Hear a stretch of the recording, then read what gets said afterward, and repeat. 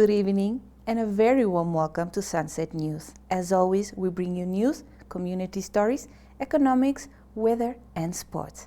I am Joza Markovits and I'll be presenting the news for tonight. SWAT boy chief invites Amnesty International into genocide court battle. Landless People's Movement, LPM, Bernadette SWAT boy, the Overhero traditional authorities, and a group of Nama traditional authorities have asked the High Court to allow Amnesty International into the legal battle over the Namibia-Germany joint declaration on the 1904 and 1908 genocide.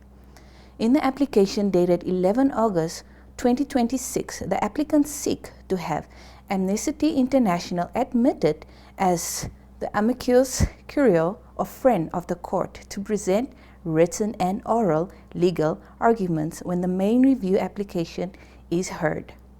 Amnesty will not become another substantive challenger to the declaration, but would assist the judges in identifying relative domestic, cooperative, and international legal authorities. The applicants also want the court to expressively direct that Amnesty participation should not alter the issues already being consistent between the principal parties, meaning the organizations would assist the court without introducing a separate claim of its own. Any party wishing to oppose the application has 5 days from service to notify the applicant's legal practitioners in writing and must thereafter file answering affidavits, if any, written 14 days of serving the notice of intention to oppose. If nobody opposes the application, the applicants intend to move forward before the High Court's main division in Windhoek on 18 August 2026 at 8:30. Now in our next news, retail bonds face delay. The Bank of Namibia, BON, plans to launch retail bonds in the first half of 2027, a year later than originally planned, as it works to build the capacity and systems needed to introduce the investment product. BON Deputy Governor Nicholas Mukasa said Central Bank was finalizing the resources and technology required to roll out the product. Mukasa said the Central Bank focuses on this year only on building capacity, redesigning the offering, and selecting suitable technology. The Central Bank had previously targeted a 2026 launch. BON Governor Epson Utanga has previously said the development of the required system and the need for external expertise had contributed to the delay. Retail bonds would give individual investors greater access to government debt, including those who cannot meet the minimum investment amounts currently required for some government securities. In our next news, labor violation as ministry recovers 1.5 million for retail workers. The Ministry of Justice and Labor Relations has revealed that 28% of wholesale and retail businesses nationwide are failing to comply with basic labor laws, with the Northeast region recording the highest rate of non-compliance during the first quarter, April to June 2026. Spokesperson of Ministry Maria Hambimbi reported that approximately 556 workplaces were expected across country.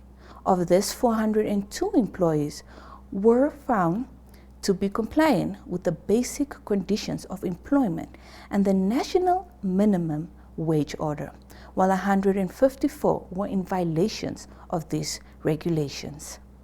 The national compliance rate stands at 72.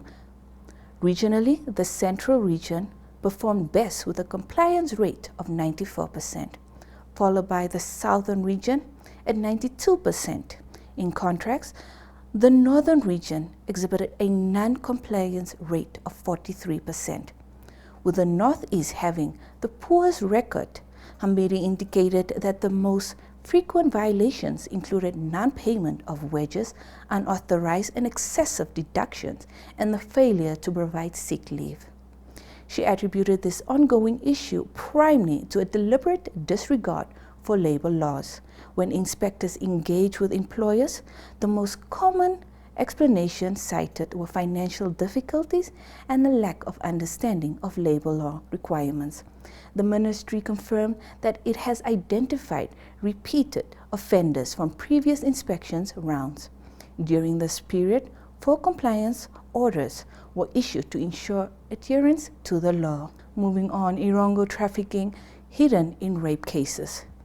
The Fisheries Ministry says it will not increase fishing quotas to protect jobs and companies if fish stocks cannot support higher catches. The ministry was responding to concerns over reduced allocations of Capri-Bell Fishing Company and questions about how fishing companies are expected to maintain operations and employment when the amount of fish available to them declines. Ministry spokesperson Romeo Muanda told Namibian Sun on Tuesday that Capri-Bell had not been singled out for reduction, explaining that lower allocations were primarily a consequence of reduction in the total allowable catches.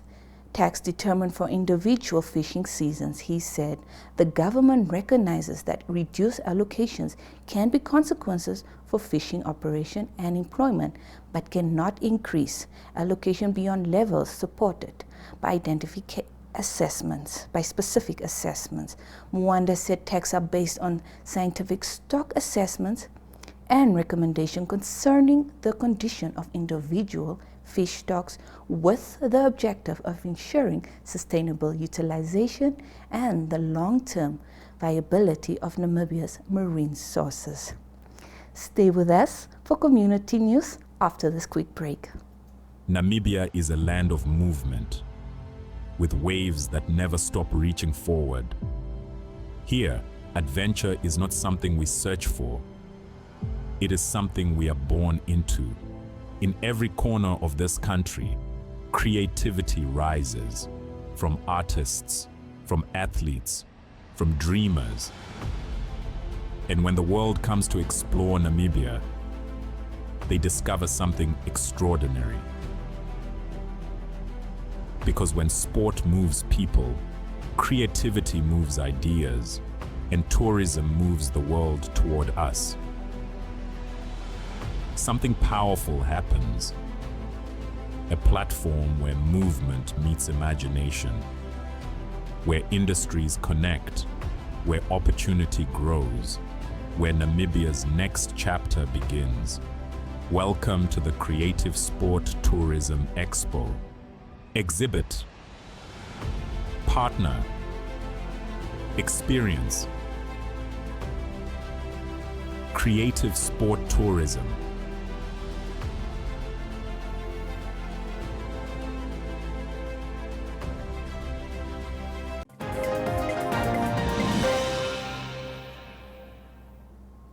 Welcome back as we head to Community Talk.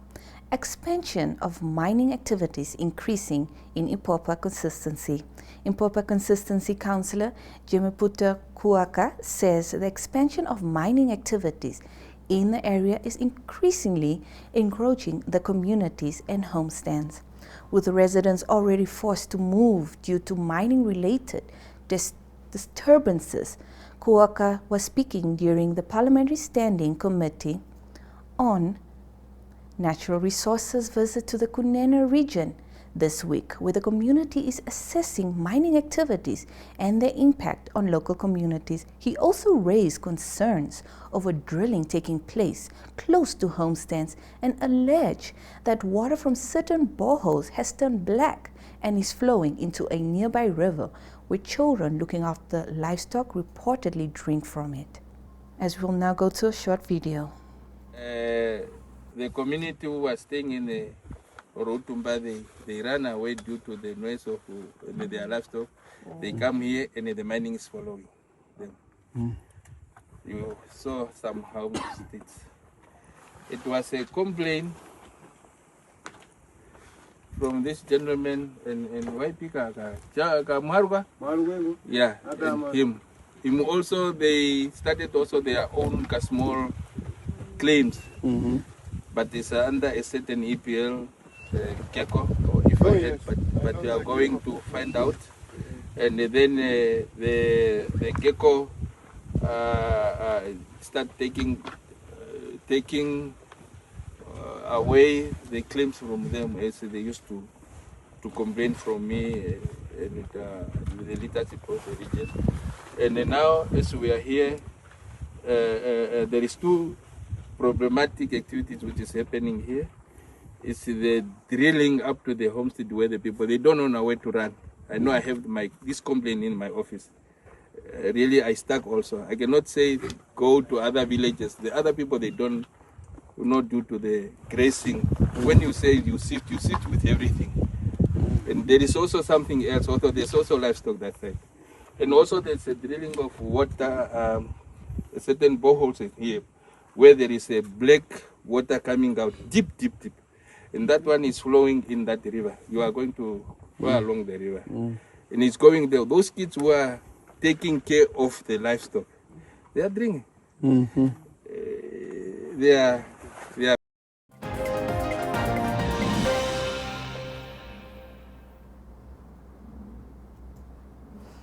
On to our next news. Minister refused to call off a government consultation on traditional and customary status.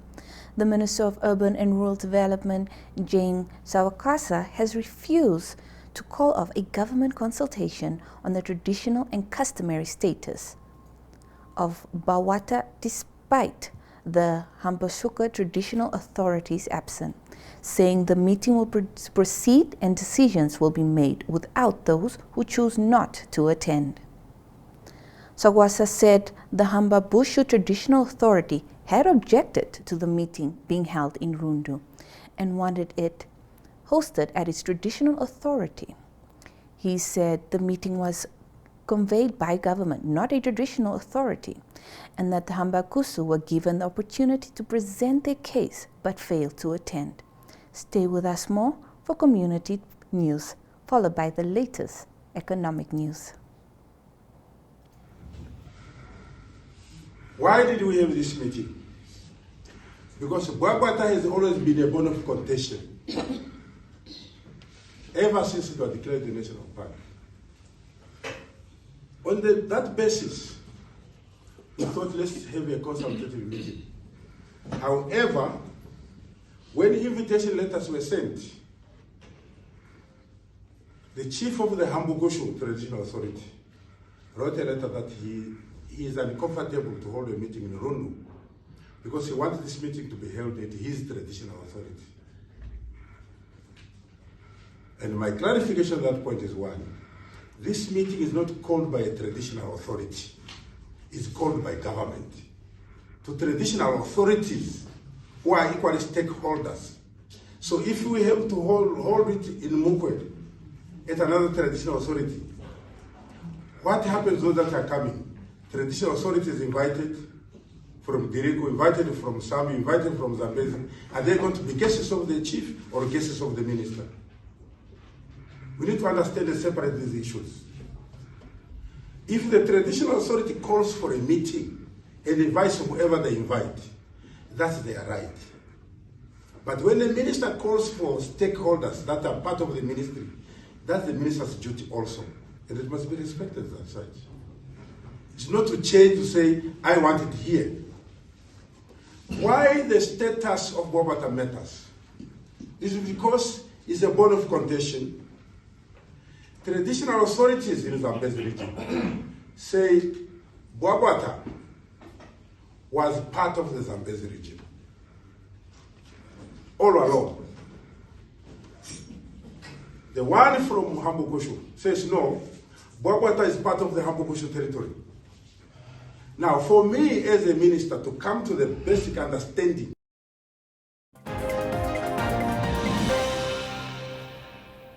Stay with us after the break for more community news, followed by the latest economic news.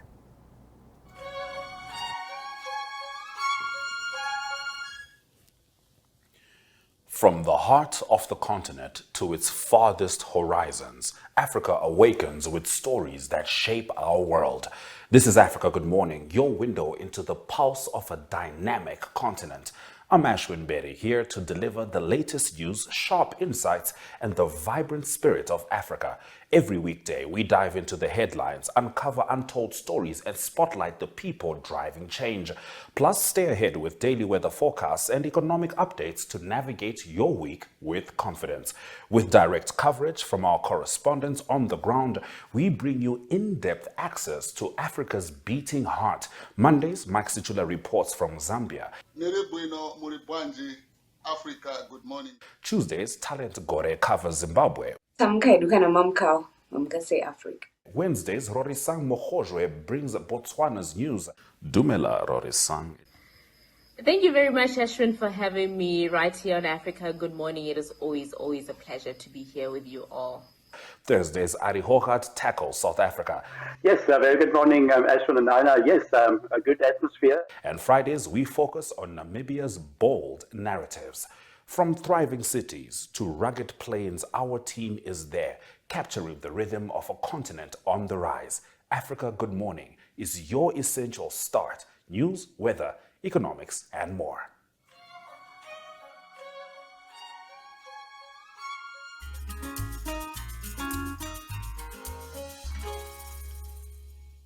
Mornings just got better, Namibia. From the latest headlines to the hottest trends, we're bringing you the conversations that matter. That's right.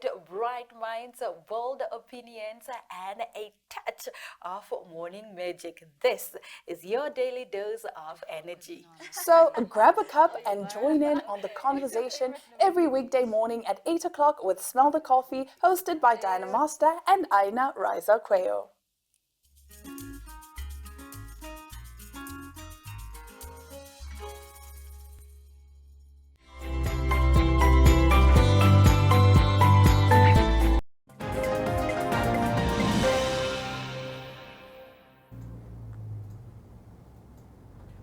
Welcome back.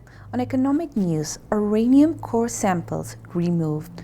Uranium drilling core samples stored in containers on a farm some 40 kilometers outside of Rehoboth have recently been removed.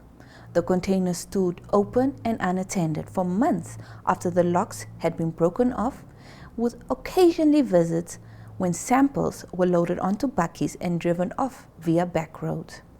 Upon inquiry, Carol Ikovaka, Director of Mining Projects at the uranium, stated one group and Managing Director of its Namibian subsidiary Headspring Investments admitted that the samples do belong to them. He explained that after getting a license for their first drilling campaign in 2019, 20 to 30 boreholes were drilling at the Headspring.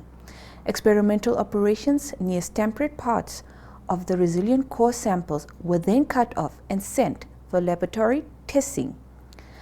The rest of cores were stored in the containers, which he described as empty cores and leftover rock. The samples have now been removed to uranium's one completed storage facilities on Farm Tripoli, about 15 kilometers outside Leonard Valley. Although the facility is also made of shipping containers, they are surrounded by a special fence and are being kept safe, he insisted. Now let's have a look at the economic indicators. The Namibian dollar trades against the British pound 21.88. Against the euro, it's 18.70. Against the US dollar, it's 60.20. And against the Chinese yuan, 2.40. In the commodities, gold has gone up with a 1.31%, ranging at US 4,427.74 ounce per pound. Platinum has still gone up with 1.82%, US 1,772.39 per ounce. Stay with us after this break, as we'll be back soon. Join us every weekday evening for the Evening Review as we unpack the issues shaping Namibia.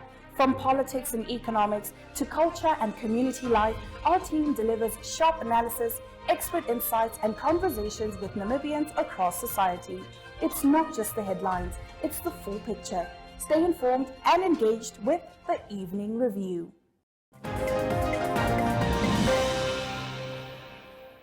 In other news, we look at international news.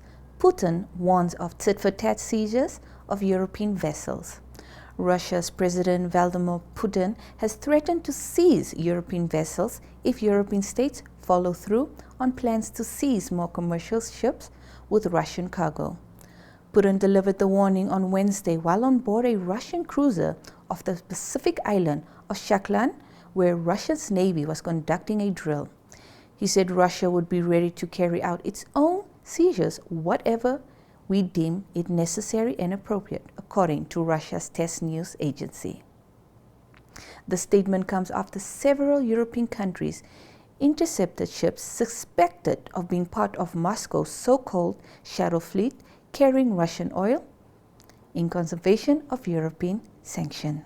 Now we go to our weather forecast. Katima Mulilo has a maximum of 27 and a minimum of 7 degrees. Windhoek has a maximum of 19 degrees and a minimum of 2 degrees. Henties Bay has a maximum of 30 degrees and a minimum of 15 degrees. Ludritz, 30 as its maximum and 16 as its minimum. Here's Ari Hogat with the sports news. Good day everyone, time for international sports news and starting off with rugby news first. It is New Zealand that tours South Africa at the moment in rugby. That's the men's team. It's the greatest rivalry tour that's taking place. The second game of the tour, the All Blacks won comfortably against the Sharks Rugby Club, and that score was 54 points to 0. Game was played in Durban. It was very wet as well. It was lots of rain about the previous few days, and on the day of the game, it was halftime. It was still only 14-0 for the All Blacks, but in the second half they scored 40 unanswered points. They scored 8 tries in the game to make a big statement that they're ready for South Africa when they play the first test on the 22nd of August. It is the next game for the All Blacks will be this coming Saturday, and they will play in Pretoria. They will play against the Bulls, and then the first test will be in Johannesburg at Ellis Park. That's the 22nd of August, the All Blacks that will play the Springboks. Moving on to tennis news, it is the National Bank Championship taking place in Canada at the moment. Quarterfinals, both the men and the women. On the women's side of the draw, it is Elena Rybakina, number 2 seed, had a difficult game against Naomi Osaka of Japan. She won that game in 3 tough sets, 4-6, 7-6 and 6-4 to advance to the semi-final, where she will play against Coco Gauff, who had a walkover because Belinda Bencic had to withdraw from that quarter-final. The other semi-final is going to be Elena Svitolina, the number 9 seed, that will play against Iga Swiatek, the number 4 seed. So that is semi-finals of the National Bank Championship. In the men's side of the draw, it was the number 5 seed, Ben Shelton, the highest seed that's left in the tournament. He won his quarterfinal comfortably against Jakub Mensik, 6-3 and 6-1. And he will play against another American, that's Leander Tin. And it is him that got the better of Daniel Aguilar, also in the quarterfinals. So the other semi-final will be played between Rafael Joda, he's the 20th seeded player, playing against the number 28 seeded player, that is Brendan Nakashima of the USA. Closing off today's international sports news, it is soccer news from the English Premier League, from Nottingham Forest. They've confirmed that they've signed Ivory Coast defender Ousmane Diomande, and that is on a 4-year deal for €35 million. It is Nottingham Forest that will start their new season campaign on the 22nd of August, and that is when they play a away game against Leeds. That's international sports news for today. I hope you have a great sport day. We'll talk international sport again tomorrow. Goodbye.